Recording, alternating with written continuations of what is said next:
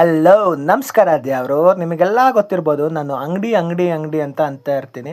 ಆದರೆ ನಾನು ಅಂಗಡೀಲಿ ಏನು ಕೆಲಸ ಮಾಡ್ತೀನಿ ಅಂತ ಯಾರಿಗೂ ಗೊತ್ತಿಲ್ಲ. ದೇವರು ನಮಸ್ಕಾರ, ಇದೇ ನಮ್ಮ ಕೆಲಸ. ನಾನು ಕೆಲಸ ಮಾಡೋದು ನಮ್ಮ ಅಂಗಡಿ ಹಾಲಿನ ಸೂಪರ್ ಮಾರ್ಕೆಟಲ್ಲಿ ಗಾಡಿ ಲೋಡ್ ಮಾಡೋದು, ಅನ್ಲೋಡ್ ಮಾಡೋದು ಹಾಗೂ ಇಷ್ಟನ್ನೆಲ್ಲ ಕಳಿಸೋದು.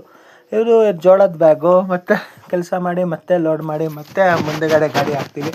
ಇದೇ ನಮ್ಮ ಕೆಲಸ ಆಗಿರುತ್ತೆ.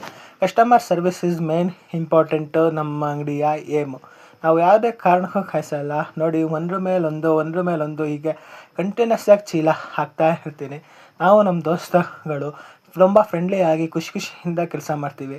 ಎಷ್ಟೇ ಇದ್ರೂ ಟೆನ್ಷನ್ ಮಾಡ್ಕೊಳ್ಳಲ್ಲ, ಎಷ್ಟೇ ಕೆಲಸ ಇದ್ರೂ ಬೇಜಾರು ಮಾಡ್ಕೊಳ್ಳಲ್ಲ, ಮಾಡ್ತಾನೆ ಇರ್ತೀವಿ ದೇವರು. ನಂತರ ನಮ್ಮ ಫ್ರೆಂಡ್ ಒಬ್ಬ ಹೋಗೋಣ ಅಂತ ಅಂದ. ನಾನು ಹೊರಟೆ. ಪುಷ್ಪರಾಜ ಥರ ಬಗ್ಗದೇ ಇಲ್ಲ ಅಂತ ಕೆಲಸ ಮಾಡೋಣ ಅಂತ ಹೊರಟೆ.